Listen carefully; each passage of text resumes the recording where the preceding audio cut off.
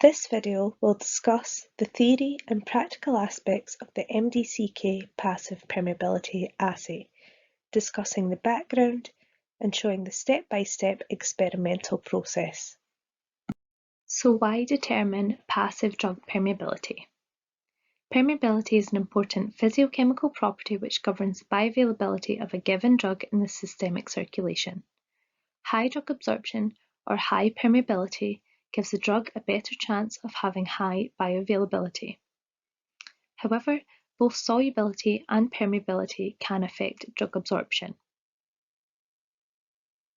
To filter drug candidates, various in vitro drug permeability models have been developed. The first is the human epithelial colorectal adenocarcinoma or CACO2 assay. The cells morphologically and functionally resemble intestinal epithelium, looks at transcellular and paracellular diffusion. In vitro results correlate well with human intestinal absorption, and transporters can be varied according to culture time. However, the cells take a long time to culture up to being assay ready and take approximately 2 to 4 weeks. The next assay we have is the parallel artificial membrane permeability assay, also known as PAMPA. This is a high throughput screen which allows compound ranking and is much cheaper than any cell-based assay. You can look at a wide range of pH values and test permeability in different body pHs. The cons of this assay are that it's a base permeability prediction and has a small dynamic range. The third and final assay is the Marion-Darby Canine Kidney Cell Assay, or the MDCK. It has the same pros as stated for CACO2, with a low transporter expression and a large dynamic range. It also has a much shorter culture time, approximately 3 to 4 days for the cells to be assay ready. However, the cons are that it's more laborious and more expensive than PAMPA.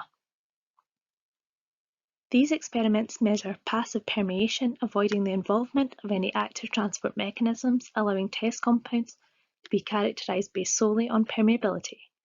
However, the CACO2 and MDCK assay can look at efflux and uptake if altered to do so. Below we have two figures. Figure 1 shows the permeability of 28 prescribed drugs across CACO2 monolayers compared to absorption in humans. As you can see, there is a good correlation, therefore highlighting that the CACO2 assay is a good predictor for human intestinal absorption. Next we have figure 2. This displays the correlation between CACO2 and MDCK permeability. As you can see, a good correlation is also observed, deeming that MDCK permeability assays are also a good predictor for human intestinal absorption. Equipment and consumables. Equipment and consumables needed is split into two sections. The first is the equipment and consumables needed to culture and seed cells for this experiment. So you will need MDCK cells, DMEM, PBS, trypsin, EDTA, penstrep, FBS, Greiner thin-cert 24-well plates and inserts, 3 24-well TC treated plates with lid, single-channel sterile aspirators, strupettes capable of 25, 10 and 5 mils and a strupette gun, pipettes capable of 1 mil and 20 microliters, plus the recommended tips, T-cell culture filter flasks, hemocytometer slides and a cell counter or microscope, flow hood for aseptic culture, a balance, and a centrifuge and centrifuge tubes. Equipment and consumables section 2. The equipment and consumables needed to perform the experiment. You will need DMSO, 1 millimolar test and control compounds in DMSO.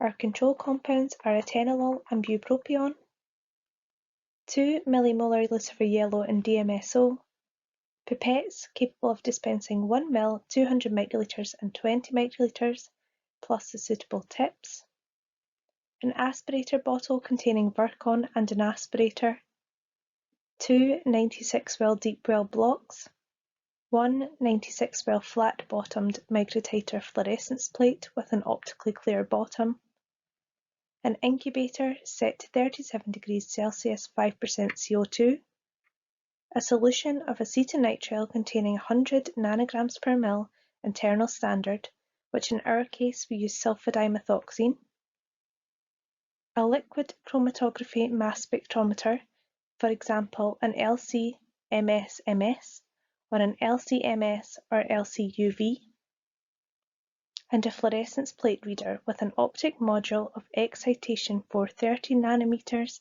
and emission 540 nanometers. For example, in our case we use a BMG Virastar. Here we have a schematic overview of the experiment. On day 1, the MDCK cells are cultured in a 24 well thin circ plate and stored at 37 degrees Celsius 5% CO2 for 96 hours, or 4 days. On day 5, the MDCK monolayer is incubated with 10 micromolar compound for 1 hour at 37 degrees Celsius 5% CO2. Once the incubation period is up, the compound concentrations are quantified using LC-MS-MS. However, you can also use LC-MS or LC-UV for this step. Finally, the membrane integrity is determined using Lucifer yellow and fluorescence quantified using a fluorescence plate reader. In our case, we use a BMG Virastar. Membrane integrity is determined to make sure that the cell monolayer has formed correctly and we have tight junctions. If the cell monolayer has formed incorrectly, then we cannot trust the data and the assay needs to be rejected. Media preparation. Make the media up using the following formula: 500 ml of DMEM, 10% FBS, 1% pen strep. Please ensure that the media is sterile before using in the cell culture hood for this experiment. Once prepared, the media can be kept in the fridge for up to 1 month. Following details some notes regarding the cell culture of the cells used in this experiment. The cells used should be passage to 80 to 90% confluency, roughly every 3 to 4 days, cultured in a 37 degrees Celsius 5% CO2 incubator with 95% relative humidity, and cultured using the media made, which is stored at 4 degrees Celsius for up to 1 month. The next steps must be carried out in a sterile environment, using sterile media and equipment. This is important to ensure that cells and the equipment don't get contaminated and remain sterile at all times. Before you begin your experiment, make sure that you check your cells. The following image displays the morphology of MDCK cells at around 80% confluency. Procedure Day 1. Seeding. Remove cells from the incubator and aspirate the media. Add 25 ml of PBS, swirl around and aspirate. Add 6 ml of trypsin to the flask, lay flat and incubate at 37 degrees Celsius, 5% CO2 for 5 to 10 minutes until the cells are glowing, rounded and lifting, as shown in this image above. Using a 10 ml pipette, push the cells off the bottom of the flask by aspirating and dispensing several times. Then add 9 ml of media to deactivate the trypsin. Next, transfer into a centrifuge tube and spin at 1000 RPM for 3 minutes to pellet the cells. Please ensure that the centrifuge is balanced when using. Next, aspirate the supernatant. Be careful not to touch the pellet. Finally, resuspend the pellet in 15 ml of media and triturate. Triturate using a stripette, aspirating up and down gently to ensure the cells are homogeneous. Once triturated, remove 20 microliters of cell suspension to a hemocytometer. Remember, hemocytometers differ depending on which type you buy. Add the amount recommended by the manufacturer. Next, count the number of cells in each quadrant, average and dilute to 100,000 cells per ml, or 1 to the 5. Quadrants will look like this. There will be 4 quadrants on each side of the hemocytometer. count the cells in each of the 4 quadrants. Average the number of cells in each quadrant and convert to 1e⁵ cells per mil if necessary. For example, here in quadrant 1 we have 5.1e⁵, quadrant 2 we have 4.8e⁵, quadrant 3 we have 3.9e⁵, and quadrant 4 we have 5e⁵ cells per mil. When averaged, this gives us 4.7e⁵ cells per mil. Next, calculate the dilution of cells to achieve 1e⁵ cells per mil. For example, we have what we want, which is 1e⁵ cells per mil, divided by what we have, which is 4.7e⁵ cells per mil, and we times this by the volume that we're going to create. This therefore is 15 mils in our case, and this therefore means for 15 mil volume we need 3.19 mil of cells added to 11.81 mils of media, and this will therefore give us our 1e⁵ final cell concentration. Add the volumes of the cell mix and media calculated to a fresh tube or flask to achieve the 1e⁵ cells per mil needed for seeding. Take out one of the Greiner Thinsert 24-well plates and inserts. One 24-well plate will take 10 compounds and 2 controls in an N of 2. Add 1.2 mils of fresh media into each well of the 24-well plate. Carefully unpack and put the inserts into each well. Using tweezers can help with the placement of these inserts. Next, add 350 microliters of your 1e⁵ cell mix to each insert. You now have your apical and basolateral plate, with your apical inserts with bedding cell monolayer and your basolateral donor plate, as shown here. Here we have a zoomed-in schematic of a single well, with your apical insert along the top and your basal plate well on the bottom. At the bottom of our apical insert there is a semi-permeable membrane. Along the top of this is where our cell monolayer will form. This will not be fully formed until day 5 when we experiment. Put the lid on the plate and incubate at 37 degrees Celsius, 5% CO2 for 96 hours until day 5. This is now known as the cell plate. Procedure day 5. Assaying. The next steps can be carried out in a non-sterile environment. Non-sterile media must be kept separate from sterile. Procedure day 5. Media plate creation. Take out one fresh 24-well plate. Add 1.2 mils of fresh media into each well of the 24-well plate. Add the lid and incubate at 37 degrees Celsius, 5% CO2 for at least 20 minutes prior to use. This is known as the media plate. Remove the cell plate from the incubator. Remove the lid and aspirate media from the basal plate. Try not to touch the inserts. Next, aspirate media from the apical inserts, ensuring that you do not touch the membrane with cells. Remove the preheated media plate from the incubator and remove the lid. Transfer the inserts from the cell plate into the media plate. The media plate with cell inserts can now be referred to as the cell plate. Add 350 microliters of media into each insert, add the lid and incubate at 37 degrees Celsius, 5% CO2 for 1 hour. Procedure day 5. Creation of the PBS plate. Take out one fresh 24-well plate. Add 1.2 mils of fresh PBS into each well of the 24-well plate. Add the lid and incubate at 37 degrees Celsius, 5% CO2 for at least 20 minutes prior to use. Procedure day 5. Preparation of compounds.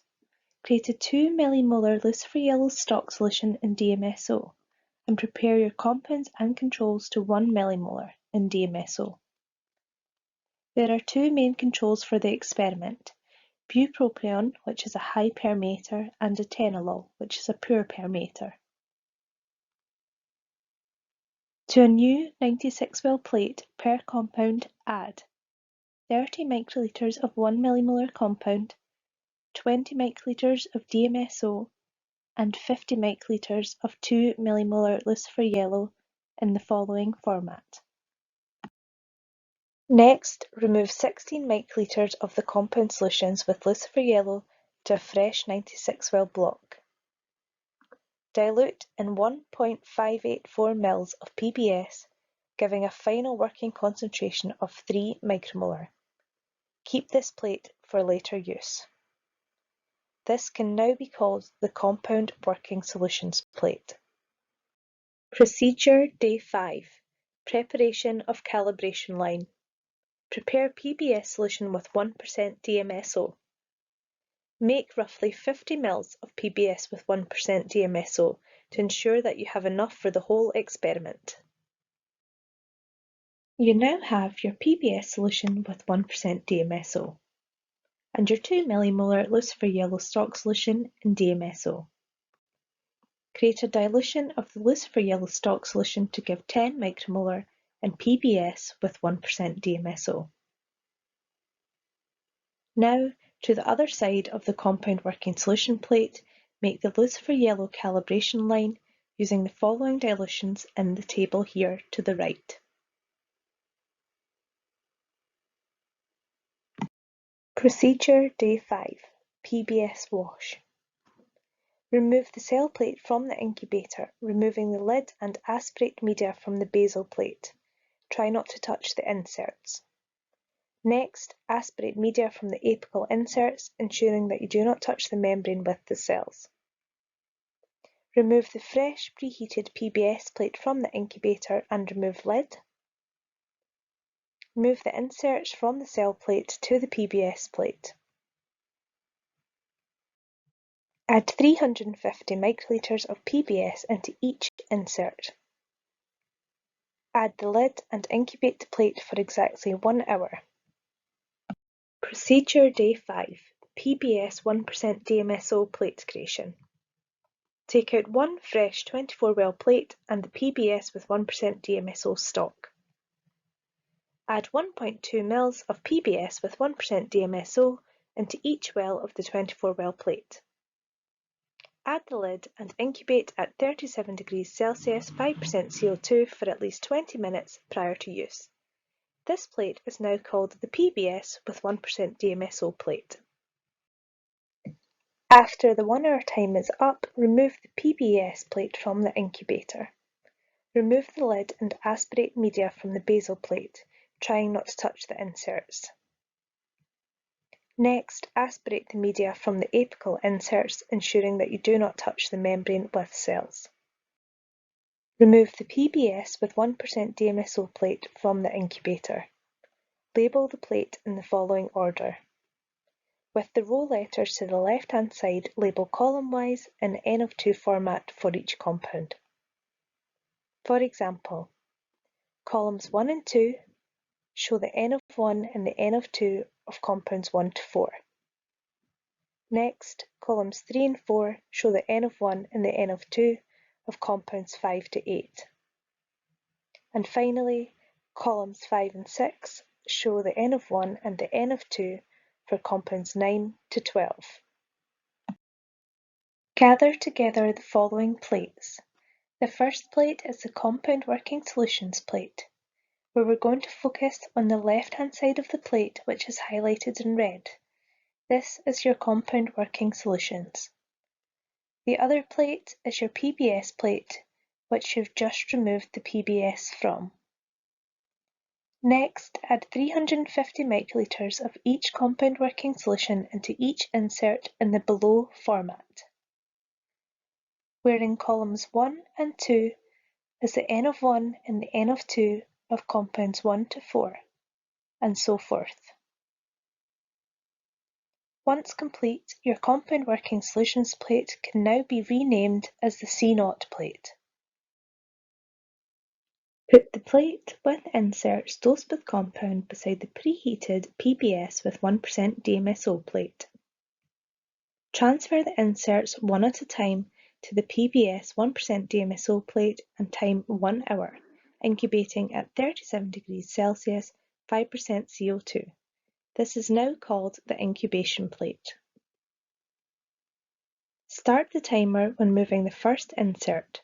When removing the inserts after the hour, this will be done in the same layout to ensure all inserts are incubated for exactly 1 hour.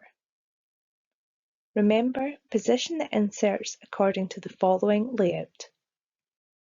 Procedure Day 5, Reservoir Plate Creation. Dab the old PBS plate dry and reuse for post-incubation sampling. This is now called the reservoir plate. Procedure Day 5, Post-incubation sampling. After the 1 hour incubation period is up, transfer the inserts individually from the incubation plate to the dabbed reservoir plate. This is to separate the apical and basal and stop the reaction. Please remember, follow the layout shown and remove inserts in the same sequence that they were added to the plate to keep incubation time for each uniform. Sample 100 microliters of basolateral wells in duplicate into the wells of a 96 well deep well block as shown below. This is your sample block. Next, sample 100 microliters of apical wells in duplicate into your sample block as shown below. Sample 100 microliters from the C0 plate in duplicate into the wells of the sample block as shown below. Prepare a solution of acetonitrile containing internal standard, which in this case is sulfadimethoxine at 100 nanograms per ml. Add 150 microliters of this into all wells of the sample block.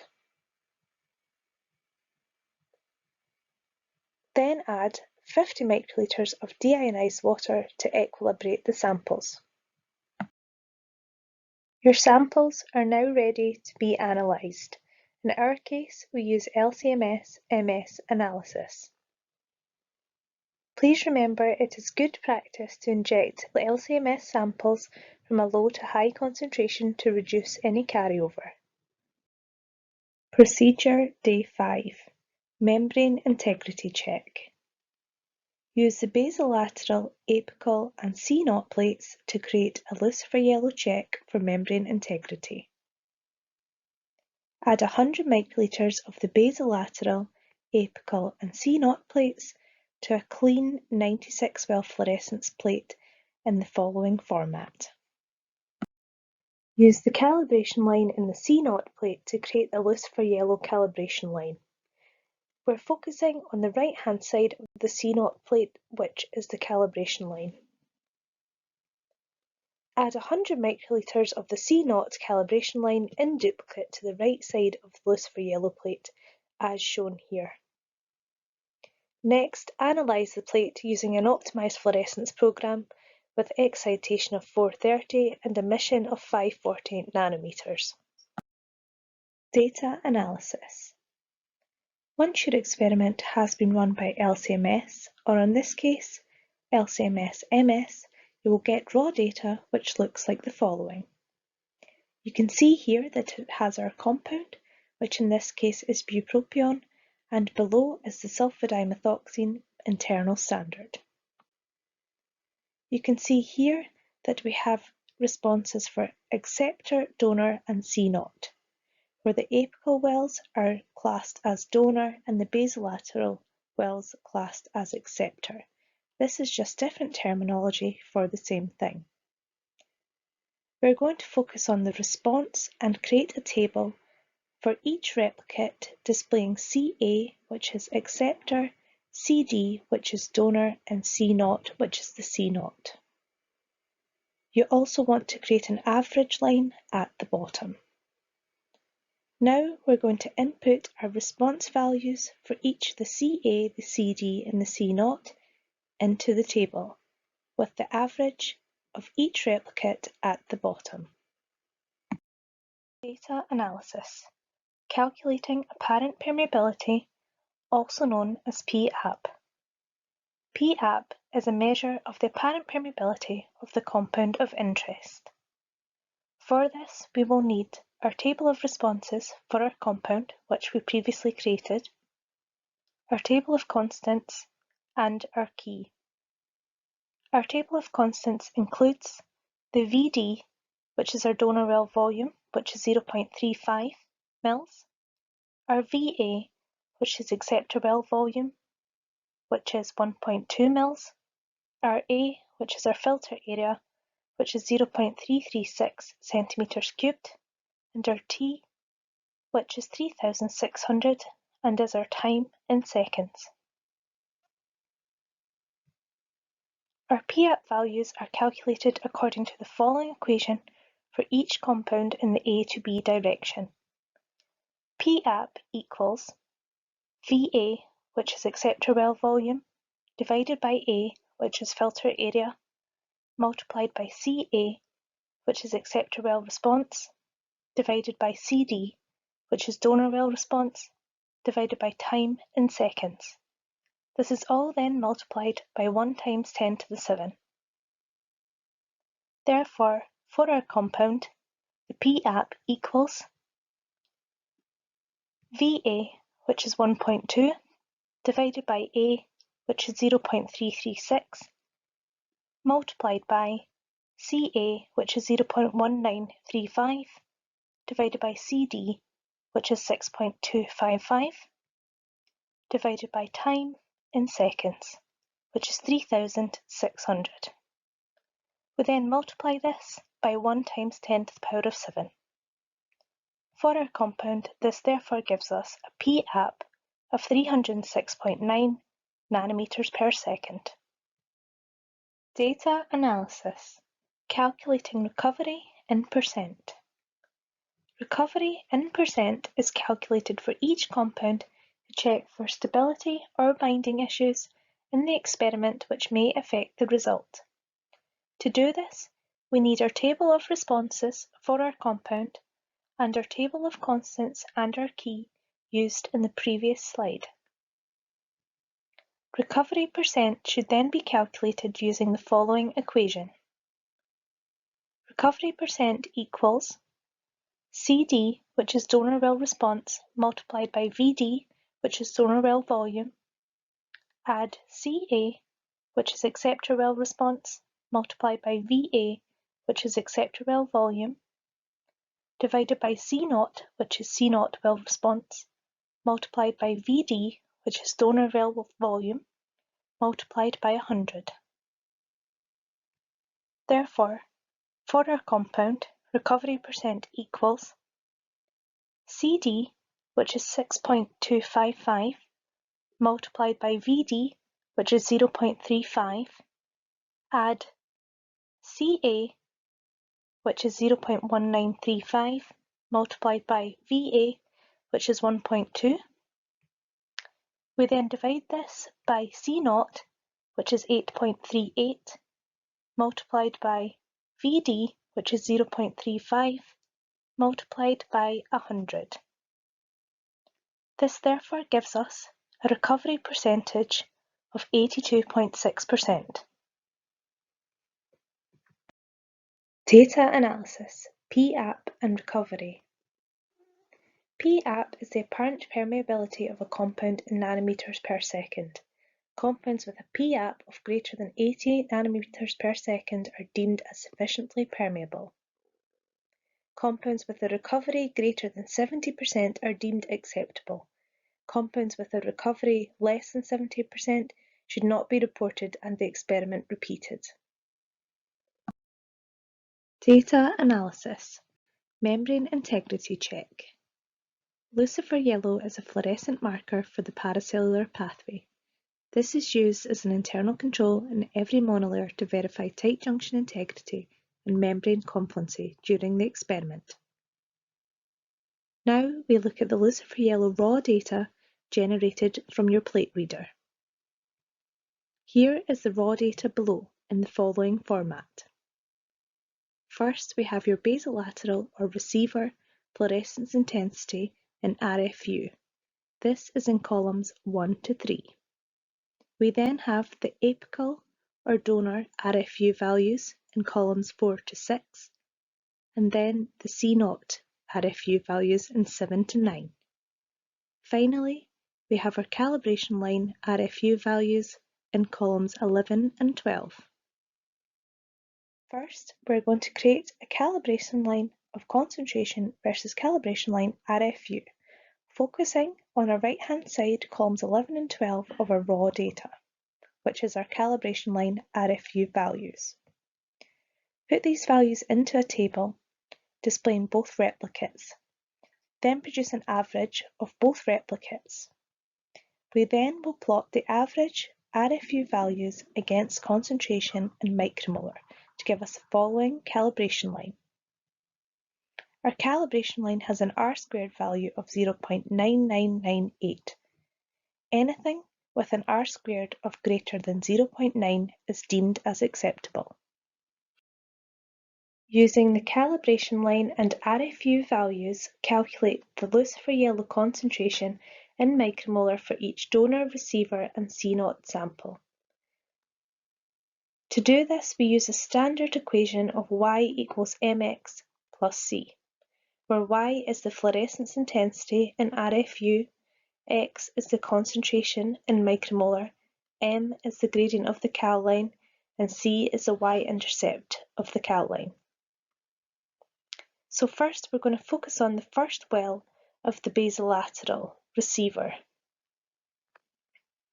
So we have Y, which is 411, equals M, which is 9891.2, multiplied by X, plus C, which is 752.49. To solve for X, we have to then rearrange the equation as follows. So X equals 411 minus 752.49 divided by 9891.2. This then gives us an X value of negative 0.0313 micromolar. After we have calculated the lucifer yellow concentration of each well, we put it into a table as shown below. We then use the calculated concentration of lucifer yellow to calculate the rate of transfer of each well using the following equation. Rate of transfer equals lucifer yellow concentration in the receiver multiplied by VA divided by lucifer yellow concentration of the donor multiplied by A multiplied by T in seconds. We then multiply the whole thing by 1 times 10 to the 7. Our key is on the right hand side where we can see what the VA, the A and the T wells are corresponding to. So to do this, we're going to focus on well 1 of the basolateral wells. So the rate of transfer for this well equals the lucifer yellow concentration in the receiver, which is negative 0.313. This is then multiplied by the VA, which is the acceptor well volume, which is 1.2. We then divide this by the lucifer yellow concentration in the donor, which is 7.931,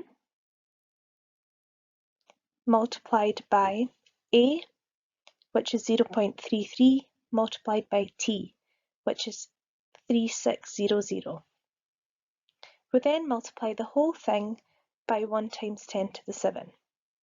This therefore gives us a rate of transfer of negative 39.9 nanometers per second for this well. Do this for the rest of the wells. Remember, lucifer yellow is a fluorescent marker for the paracellular pathway. This is used as an internal control in every monolayer to verify tight junction integrity and membrane confluency during the experiment. Discard any results obtained for compounds with a lucifer yellow transfer rate greater than 30 nanometers per second. Rates above this indicate that the membrane integrity is compromised. Here we have our results of lucifer yellow transfer rate for each compound in the layout in the table shown to the right. As you can see, all our results are in a negative. Do not panic, this is okay. This shows that we have less lucifer yellow in the receiver wells than the donor wells, meaning less is moving through from the donor to the receiver, showing tight junctions and showing that membrane integrity is good. As a result of this shows that our experiment passes.